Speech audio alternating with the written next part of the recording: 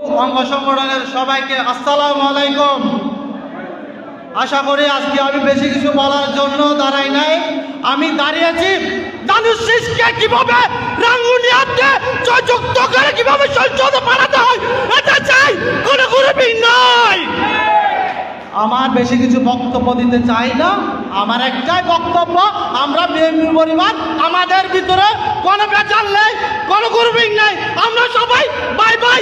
আমাদেরকে কে তোমাতে রাখতে পারবে না, আমরা দানুশিসের পক্ষ নিয়ে কাজ করবো ইনশাআল্লাহ। বাংলাদেশ জিন্দাবাদ, রাঙ্গুনিয়া উপজেলা চালি দল জিন্দাবাদ, শহীদ জিয়া, উমর হক, কালাল জিয়া সুস্থ হোক, তারেক রহমান জিন্দাবাদ, টেক ব্যাক বাংলাদেশ।